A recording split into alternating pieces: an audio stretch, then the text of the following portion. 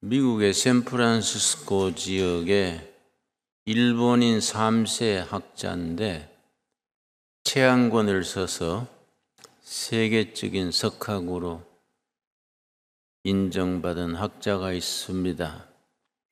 프랜시스 후쿠야마란, 일본인이 3세니까 후쿠야마란 이름이 들어갔겠지요. 프랜시스 후쿠야마. 이분이 쓴 책이 더 역사의 종말과 최후의 인간, 그런 제목의, 긴 제목의 책입니다. 영어로는 The End of History, 역사의 끝, 종말과 And the Last Man, 최후의 인간이라는 제목의 책입니다.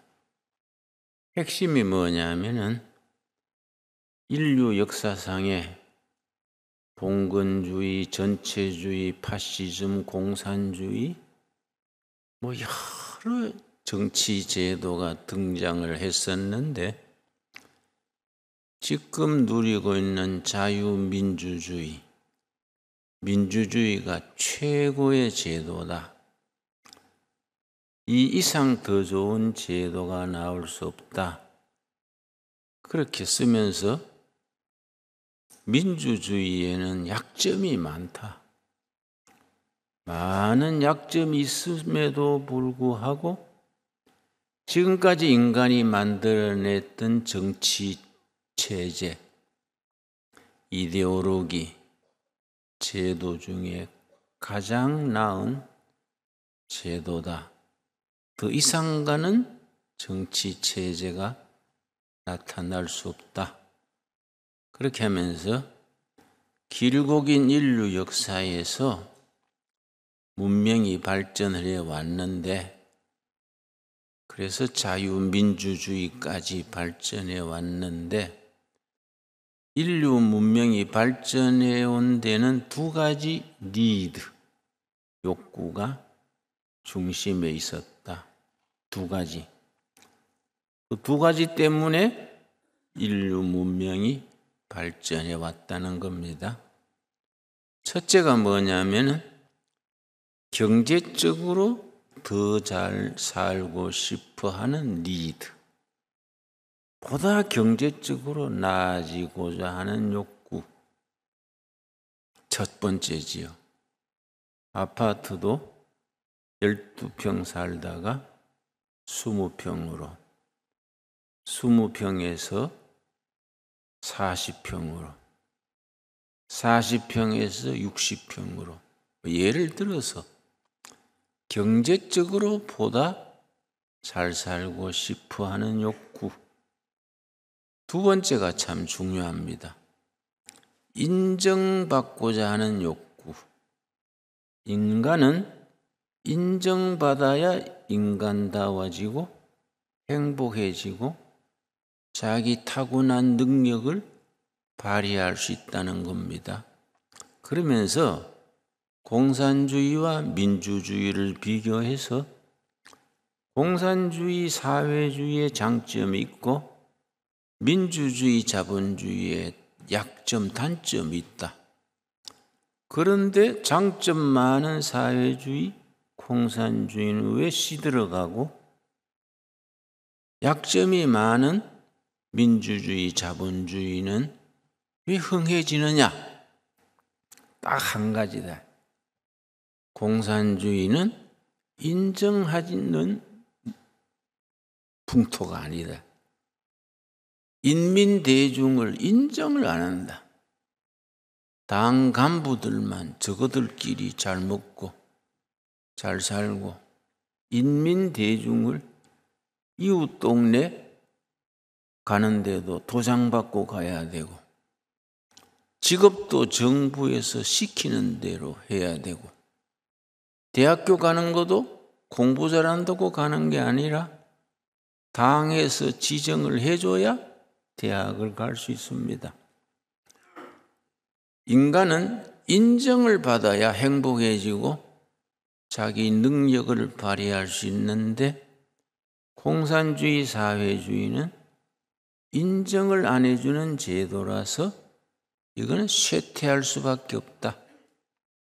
그래서 100년 전만 해도 공산주의가 세계를 삼킬 것 같았습니다.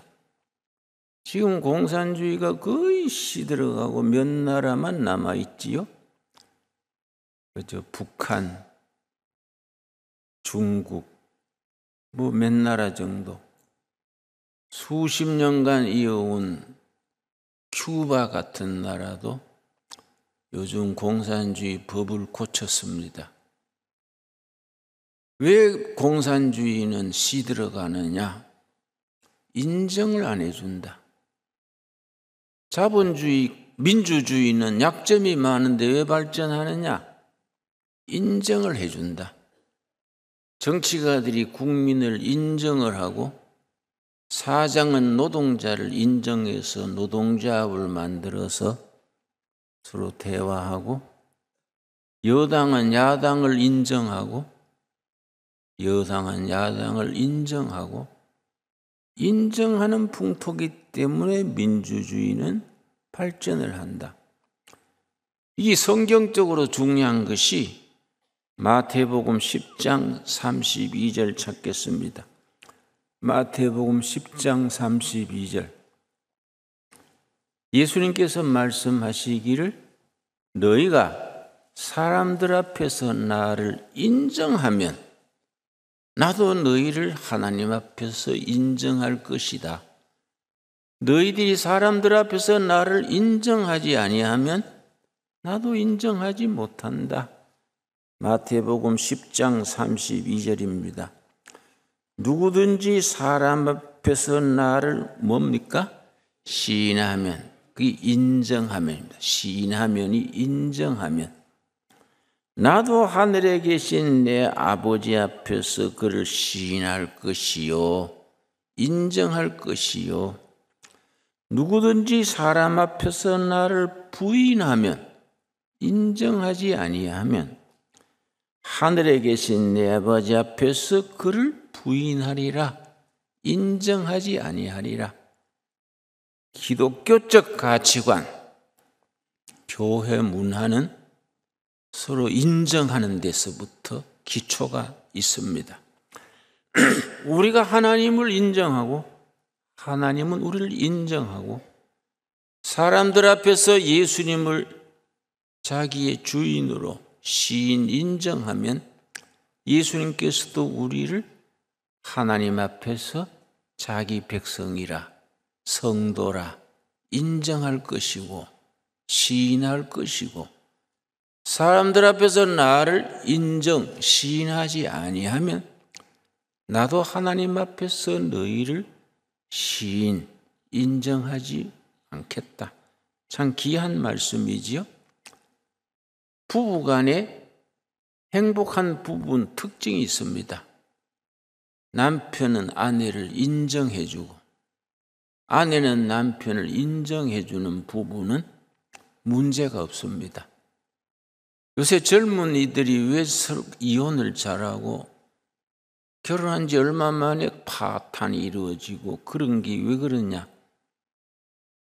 서로 간의 약점도 단점도 서로 살아가면서 인정해줘야 되는데 아내의 약점을 드러내가지고 당신 그런 점 어떻고 인정 안 해주면 부인이 상처받습니다.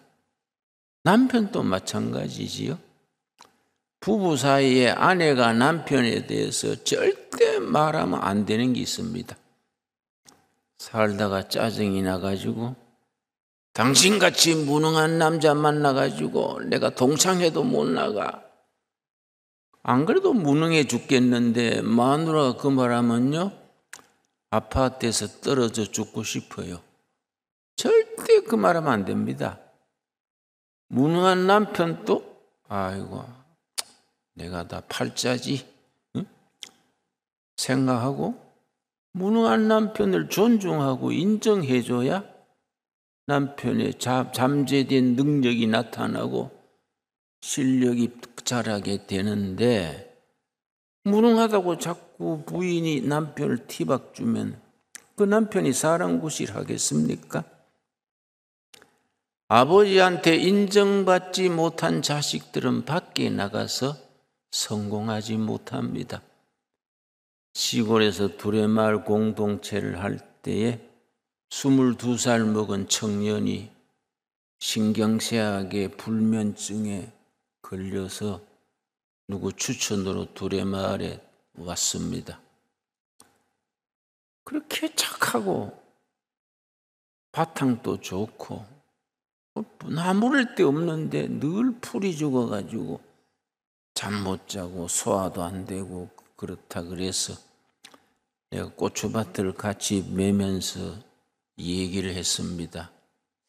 내가 볼 때 자네는 흠잡을 데 없는데 성품도 좋고 부지런하고 다 좋은데 왜 그래 풀이 죽어 사냐? 왜 그렇게 사람이 기백이 없고 풀이 죽었냐? 그랬더니 대뜸 하는 말이 아버지 탓이에요. 그래요. 그 아버지가 학교, 중고등학교 교감인데요. 아버지 탓이라 그래요. 그래 학교 교감 선생님 아버지 말이냐? 그랬더니 그렇다 그래요. 아버지가 어쩔 건데? 아버지는 나를요 항상 인정을 안 해줬습니다. 내 평생 소원이 어떻게 하면 아버지한테 인정받아 볼 수 있을까? 자기는 그게 소원이랬다는 겁니다. 한 분은 성적이 잘 나와가지고 아버지한테 자랑했대. 아버지 이번에 성적이 잘 나왔어요. 통지부 가지고 갔더니 그 아버지가 통지표를 툭 던지면서 인마 그걸 자랑이라고 하냐? 공부를 하면 1등, 2등 해야지. 그것 좀 올라갔다고 자랑하냐? 바보 같은 기. 기가 팍 죽은 거예요. 친구들하고 대화하다가 아버지가 확 인상 쓰는 거예요. 니 같은 게 창피다. 아버지 인상 쓰던 얼굴 기억나면 힘이 쫙 빠지고 의욕을 잃어버린다는 겁니다. 그러다가 신경쇠약 걸리고 불면증 걸리고 두레마을까지 온 거지요. 한 1년간 그 망가진 자존심, 인정받지 못하는 마음을 자꾸 위로해주고 너는 이런 장점이 있어. 너는 이런 점이 참 뛰어난 점이야. 자꾸 인정해주고 박수 쳐주고 그랬더니 그게 되살아나더라고요. 지금은 아주 목회자가 돼가지고 충청도에서 좋은 목회하고 있습니다. 인정받는다는 게. 그래서 프랜시스 후쿠야마가 그 책에서 역사의 종말이라는 책에서 결론이 뭐냐? 공산주의는 망한다. 왜 망하냐? 인정하지 않는 문화다. 인정 안 하기 때문에 그 사회는 시들어간다. 민주주의는 아까 말씀드렸듯이 약점이 많은 제도인데 선거할 때마다 복잡하고 뒤죽박죽 될 때 많지 않습니까? 그런데 민주주의는 왜 힘이 있느냐? 인정하는 문화다. 그러니까 민주주의가 인류가 만들어낸 정치 체제 중에 마지막까지 살아남을 수 있는 최후의 제도다. 그렇게 썼습니다. 오늘 읽은 본문 말씀 이사야서 24장 2절 보겠습니다. 성경에 나오는 민주주의란 것에 대해서 정말 정확하게 짚어줍니다. 민주주의의 기초는 자유와 평등을 기초로 합니다. 이 하나님의 말씀의 가르침이지요. 이사야서 24장 2절 말씀. 백성과 제사장이 같을 것이며 종과 상전이 같을 것이며. 여러분, 한국의 기독교가 들어와가지고 처음부터 한 것이 신분 타파 운동입니다.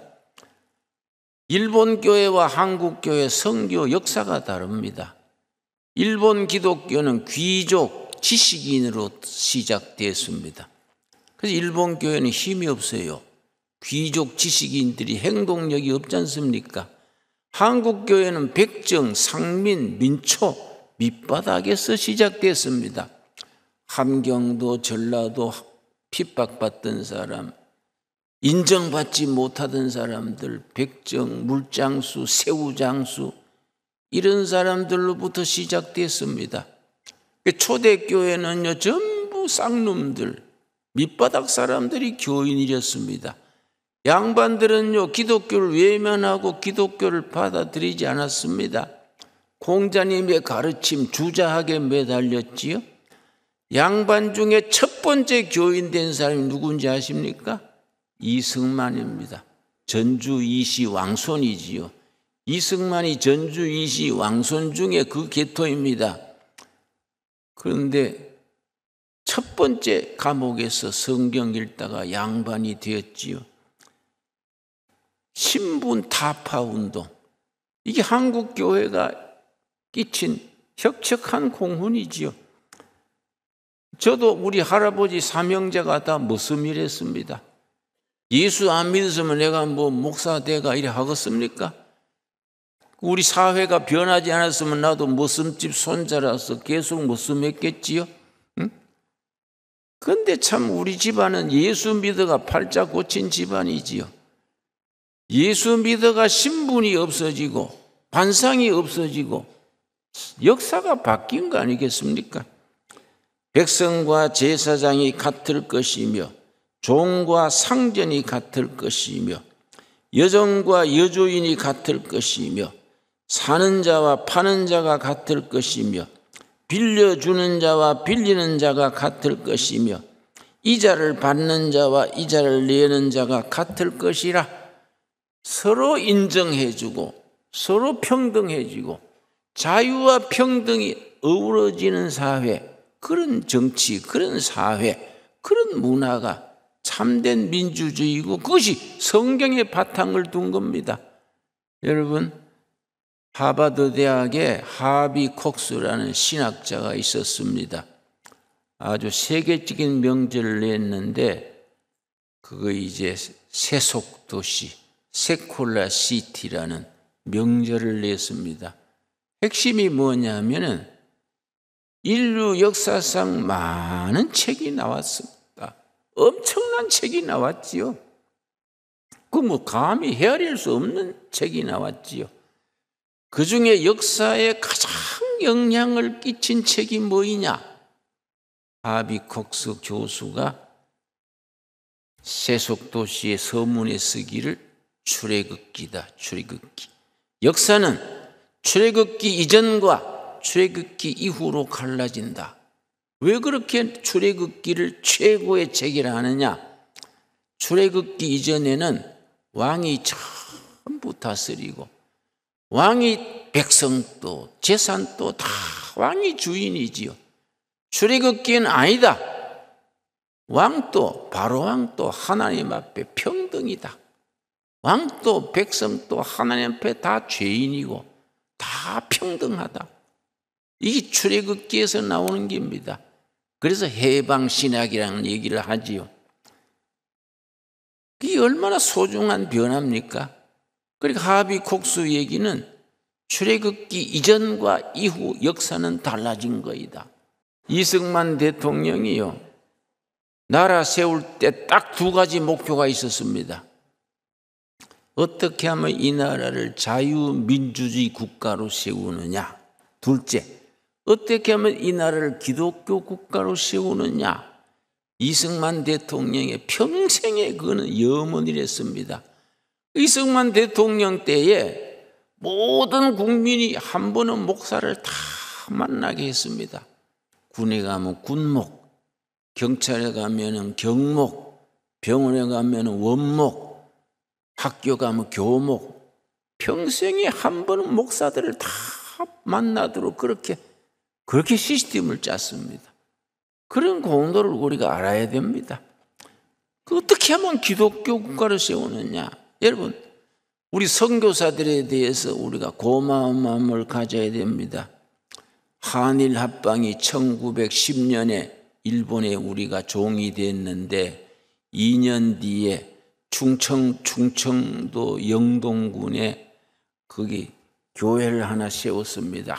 아주 산골짜기에 조동교회라고, 충북 영동군 용화면의 조동교회라고 1912년에 한일 합방된 그 2년 뒤에 선교사들이, 북장로교 선교사들이 그 산골짜기에서 영동읍에서도 차 타고 2시간 들어야 가는 산골짜기에 화전민 사는 동네에 조동교회를 세웠습니다.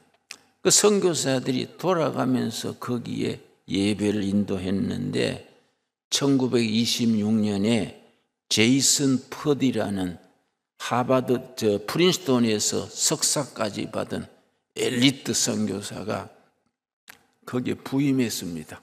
26살 때. 그때 마침 장질부사가 전국에 퍼졌습니다.